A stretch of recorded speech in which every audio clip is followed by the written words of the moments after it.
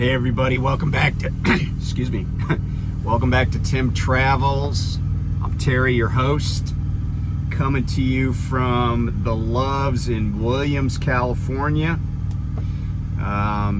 Came over Donner Pass today. It was lovely. Bright sunshine, and believe it or not, there was a lot less snow than I thought there would be. I think last year when I came over there was even more snow. So yeah, nobody's stranded up there. It's just a beautiful day. In fact, when we got down here in the Sacramento Valley, I got out, we went my trainee Logan and I went across the street to a taco truck, and I was like, man, it's kind of warm out here. I got back in the truck and put some shorts on. So yeah, it's like a really nice day and no complaints. We got a delivery tomorrow morning in Oakland, and yeah, we'll just see what we can get done after that. We had a little bit of trouble getting loads that I would consider true team loads, but hopefully that'll turn around. I already put my fleet manager on notice, and I'm not gonna bail right away, but certainly I'm gonna keep an eye on it. So today's March 18th. Happy belated St. Patrick's Day to everybody. And a few interesting politicians born on this day. In 1837, Grover Cleveland was born. And if you don't know who Grover Cleveland was, he was the only guy ever elected to non-continuous terms of president. The only guy to serve in the White House 8 years, but not be re-elected and serve continuous 8-year span. Now, he was elected in 1884, and he beat a guy named James Blaine, and he serves as president, and then he runs in 1888 against Benjamin Harrison. Benjamin Harrison was from Indiana. If you ever go through Indianapolis, you'll see like signs for his like historic stuff for Harrison. But Harrison wins the 1888 election.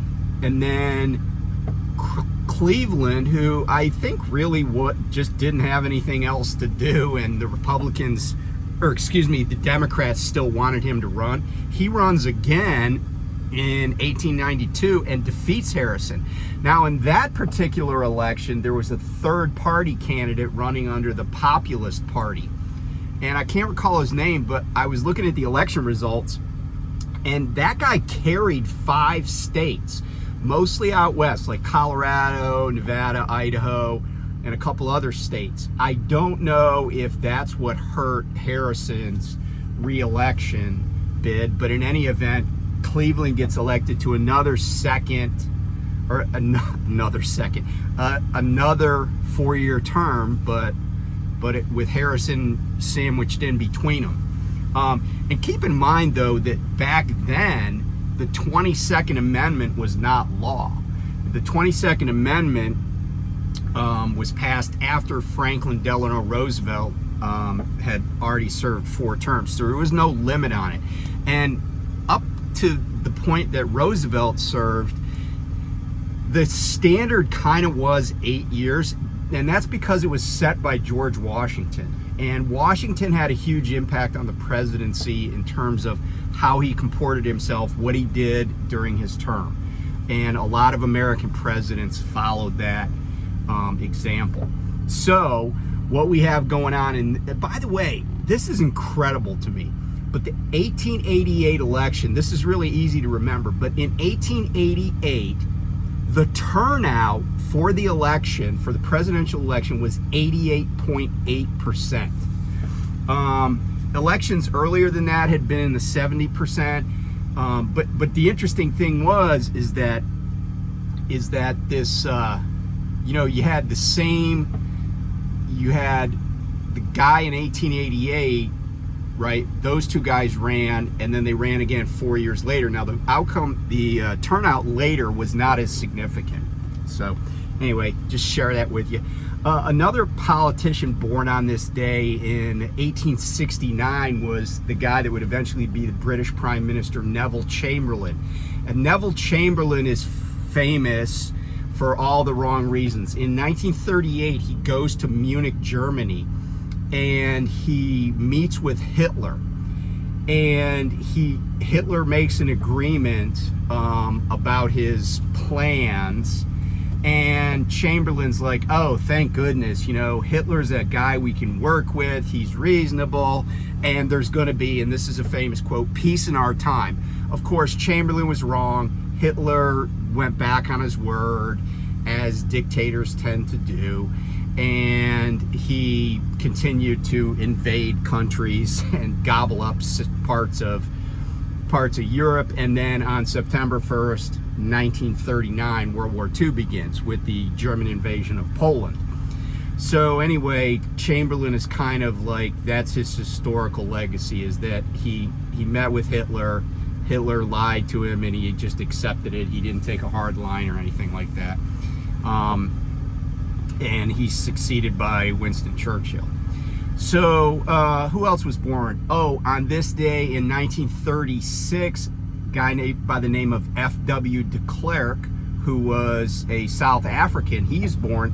And de Klerk is an interesting character because he is, or an interesting person, I shouldn't say character like he's like some kind of goofy person.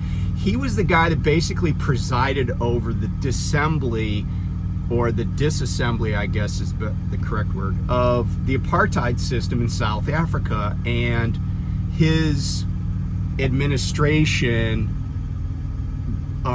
basically ushered in majority rule government in South Africa. He was succeeded by Nelson Mandela as the Prime Minister of South Africa. So a guy who was certainly brought up in the apartheid system and certainly was a member of the government under apartheid, but he's the guy that oversees the dismantling of apartheid as official policy of South Africa.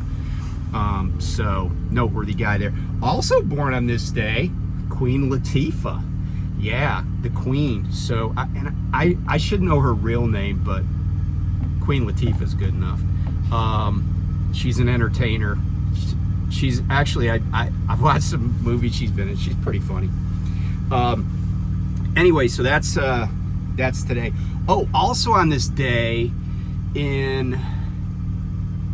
I'd have to check the year. I want to say, man, there's several dates coming in my mind. But anyway, on this day, the largest art heist in history happened at the Isabella Stewart Gardner Museum in Boston, when two guys posing as police officers get some overnight security guards to let them into the museum, and then they tie them up and they take a bunch of priceless works of art, including Rembrandt's and some other famous artists' work, and this stuff has never been found. It has never been found. The likelihood is it is still around and it's probably in a private collection somewhere of somebody that just wanted it, and they either bought it or commissioned the crime itself, but never been recovered, and still, you know, it's an open case. So anyway, yeah, the Isabella Stewart Gardner Museum, which by the way is still open, and they do have a lot of wonderful stuff there. Okay, so a couple of things that have kind of come across my desk, and I'll tell you about the hit and run in a little bit. But so I was in Springfield and I went through inbound, and this guy was like, oh, hey, you got this, you know, piece of metal in your tire, and you need to go to the tire shop. And so I was like, okay. And then I didn't get to the tire shop right away because they didn't call me. You know, they said, he's like, oh, I made an appointment for you. It's going to be at 4 in the morning. Well, they didn't call me. Then I made another appointment. Then I was like busy because that's when I was still doing, Logan was still doing his PSD stuff. And so then I finally, you know, like get over there. But before I went over there, I was like, wait a minute. If this is such a big deal, why is my tire not losing any air? And So I go back there and I start looking around at where he drew the chalk white arrow on my tire. And I look at the tread, and I look, you know, the lugs of the tread, the part that sticks up, and I find this little tiny piece of metal that is about, like, I couldn't even get my pinky fingernail in that little place where I pulled the piece of metal out. And so I was a little irked because, you know, when somebody makes a referral like that, they put you in the system, and actually you're not allowed to leave. Now, I was able to come and go, but I didn't have any loads on my back. And so I went to, you know, I went to the tire shop. Well, actually, I called them first. And I said, hey, I know for a fact that the people in inbound, and also, you know, they get money for making referrals to the shops. And a lot of times it's like, you know, ticky-tacky little crap. And, you know, it bothered me because Prime is going to pay this guy for this referral. And Prime pays when a mechanic says he does something, they pay him. And I'll harken back to when I had the empty trailer in Salt Lake City that kept throwing an ABS code. And they fixed it once, then they fixed it twice, then they fixed it 3 times, and none of the times were right. So here's the deal. I pull in, and I got this ABS light, and the guy was like, well, you know, it's not showing now. I'm like, yeah, no shit, because the truck's off, right? That's not how those things work. He's like, okay, well, I'll put a thing in for the shop. So then I get a message, your trailer's fixed. Okay, so I head to my next load. I get out on the freeway, the light comes on again. Now I had enough time, because it was a drop and hook down in Springville, Utah, and I turn around, I go back, and I'm like, this thing isn't fixed. So then they're like, okay, and they put it in the shop again. And then they're like, oh, your trailer's ready to go. I'm like, okay, cool. So I hook this empty trailer again. I leave. I don't even get to the freeway that time. I get like a block away from the terminal. I turn around, I come back, and I say, it's not fixed.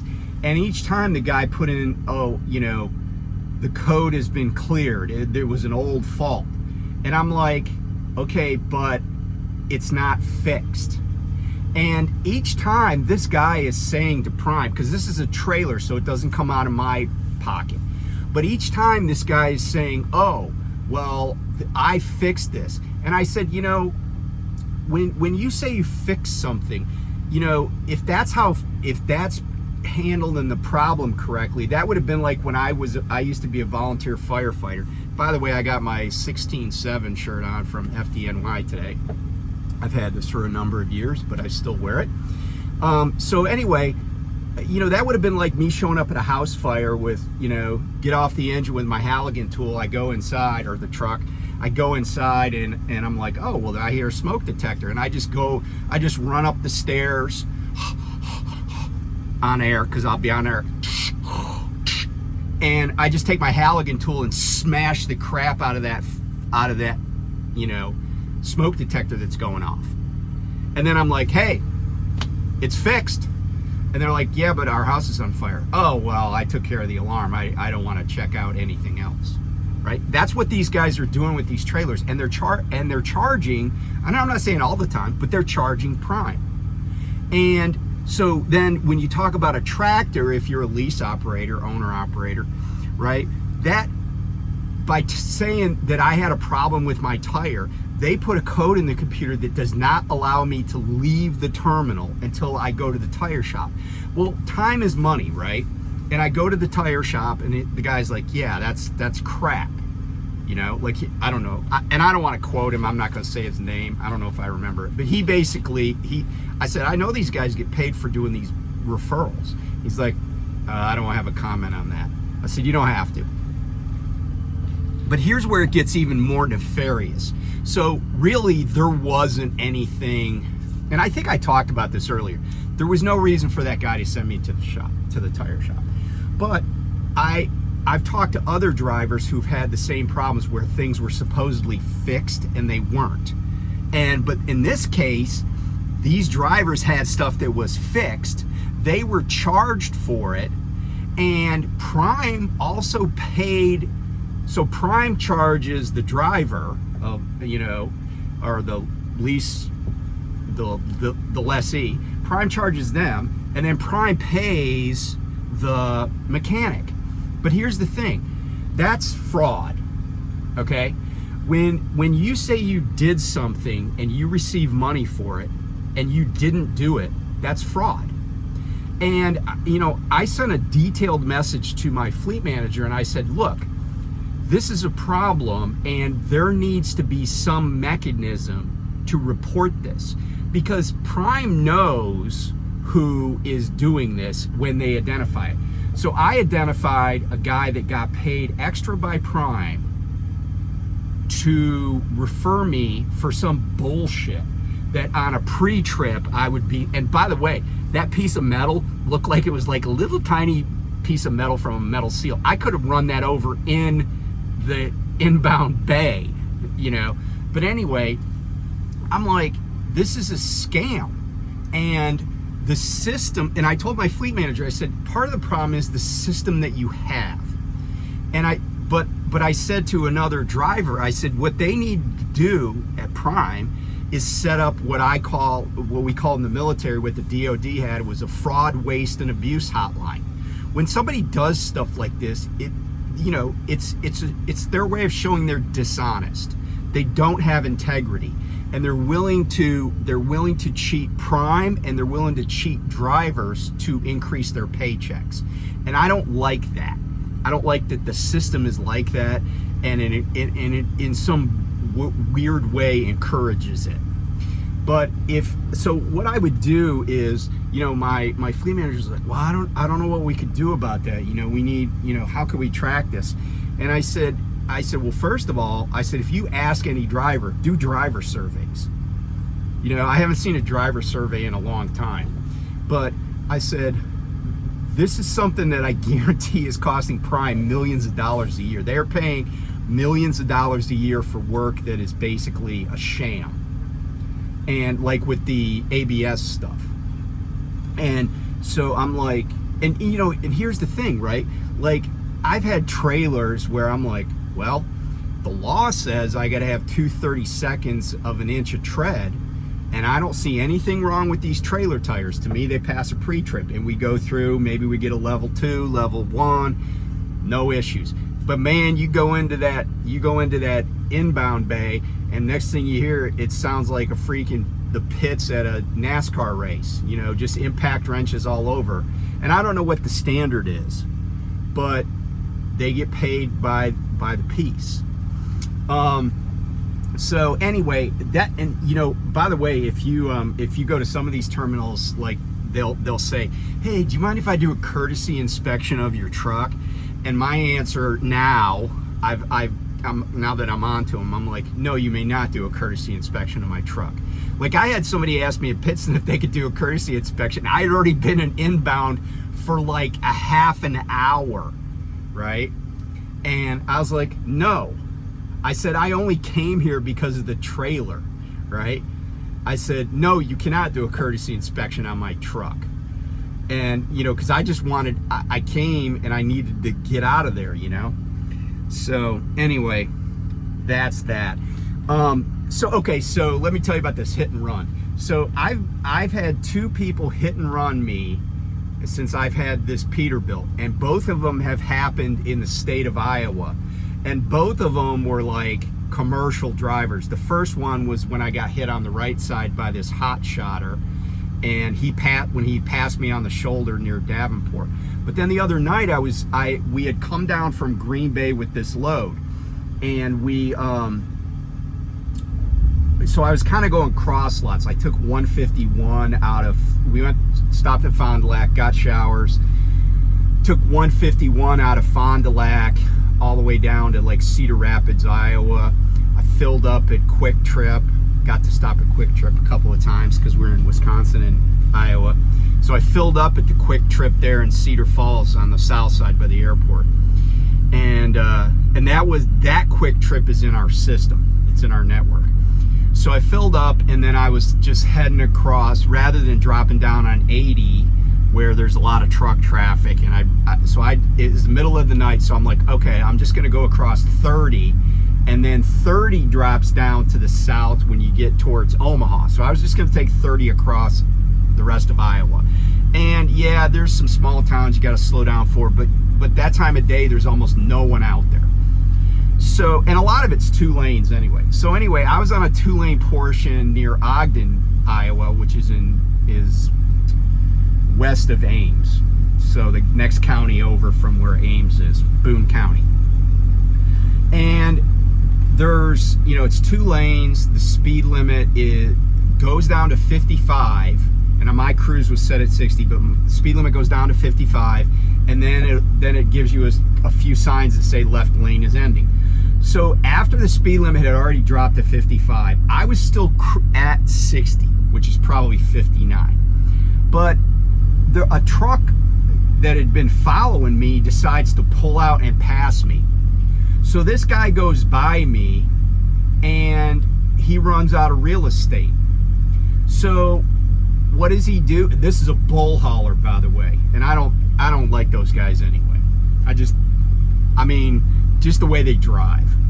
So he cuts over because he's running out of road, and he hammers my driver's side mirror, not my hood mirror, but the driver's side.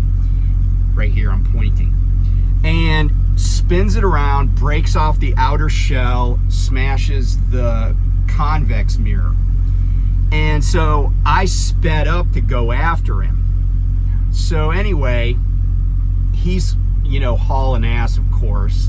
It's a 55. I'm doing 65, which I was speeding. But I immediately get on the phone to call the police.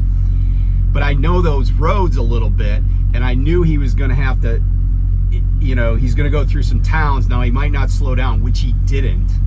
But I knew there was a 4-way stop, and I thought I could catch up to him. Well, I get out of Boone County, and the Boone County dispatcher, and she was very nice. She's like, hey, I'm going to transfer you to Greene County. So I get on the phone with Greene County. They already know what's going on.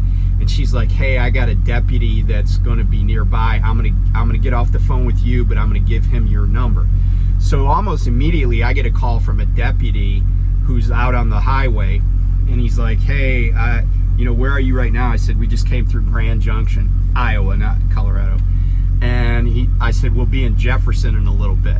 And again, I've delivered in Jefferson before when I was driving. I know this area pretty okay. And he's like, all right, I see this guy's headlights. He goes, when this guy goes, are you behind him? Because I see another set. I said, yeah. He said, all right, when this guy goes by me, I'm going to get behind him and pull him over. And he said, what I want you to do is go past, when I get him pulled over, I want you to go in front of him and get on the shoulder, and then that way you're not blocking my emergency lights. So I do it, and this guy, of course, he's from West Virginia. He's got a Kentucky, a picture of a Kentucky CDL. Then he said they don't give you a license, they just give you a picture, which sounded weird to me. But and I did notice that it was expiring on March 29th. But anyway, and he's got a Kentucky base plate on his truck, but he doesn't even have the license affixed because the trooper, I took a picture of it's in the sheriff deputy's hand. So this guy didn't even have the plate on his truck. But then he's got an Iowa base plated, shit hauler, cattle hauler trailer.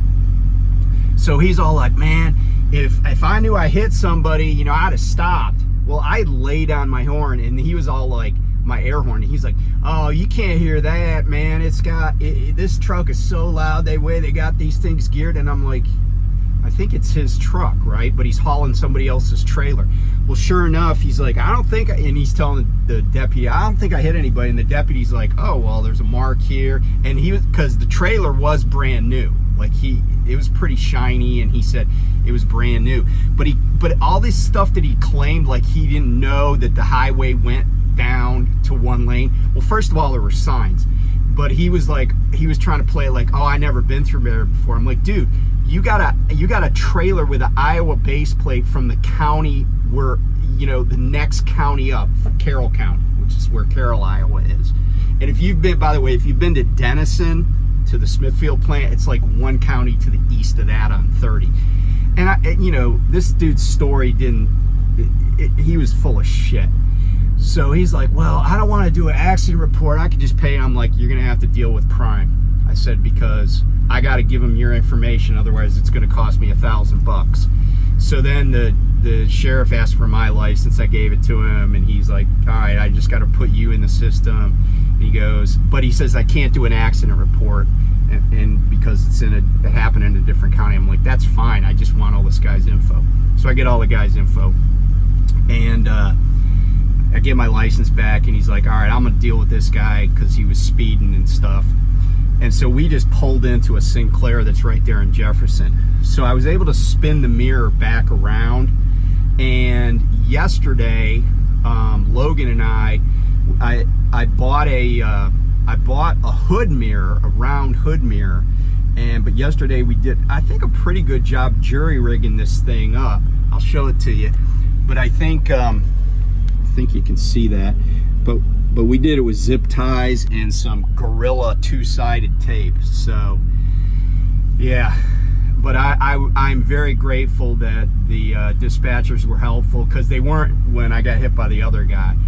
And I'm grateful the dispatchers were helpful. I'm grateful to the deputy that came out there and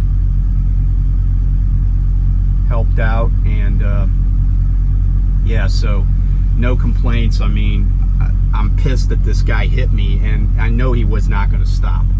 He's like, oh, if you flash your lights at me, I would have stopped. I'm like, yeah, whatever, pal. He hit me, and he thought he could run away. And fortunately for me, there was somebody who was able to help me. So my shout out to the Greene County, Iowa Sheriff's Department. Appreciate them, because they saved me $1,000. And yeah, so for $22, I got that little round mirror, got some zip ties out. I had the tape on the truck, and we fixed it yesterday in Wells, Nevada at the